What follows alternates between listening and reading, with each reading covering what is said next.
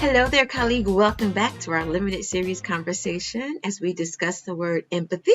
Yes, such an important word for us, especially because we work and share our lives with children. We want to make sure we're showing up for them in great ways. So let's talk today about how we do it.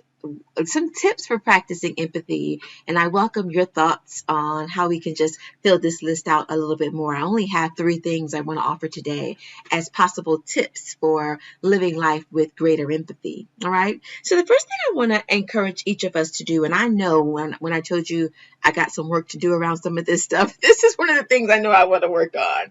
Work on listening to people without interruption. Work on listening to people without interruption. Now, listen to me. I never get in the situation wanting to interrupt people, but I don't like people to hurt. I don't like people to hurt. So I'm not always a good listener when people are talking about when they're hurting because I start to get empathetic and I want to fix it. And that's not what I need to do. So might you need to do something like me as I work on being more empathetic?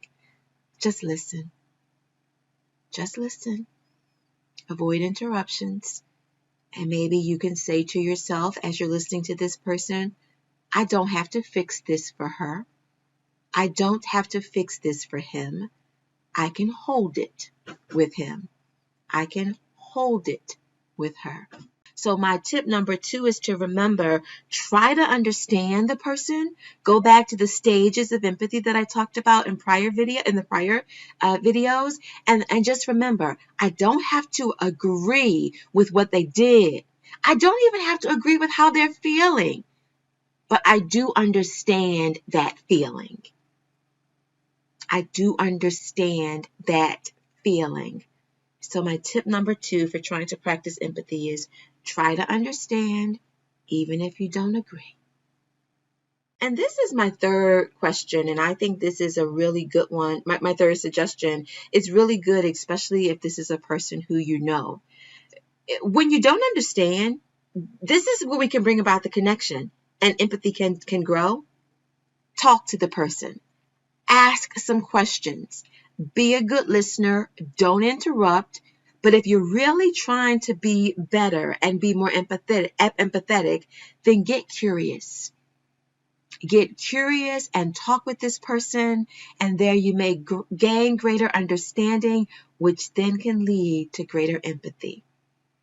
All right. So again, I hope you're talking with those in your corner and your circle about these things. So number 1, work on listening without interrupting. That's number 1.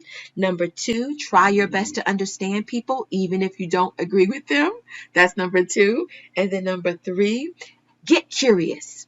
Ask people questions, have nice conversations, and allow empathy to grow. Those are my tips this time around as we continue to talk about this very important concept and word of empathy. All right, Dr. Nefertiti Pointer with the Devereaux Center for Resilient Children. I'll see you next time.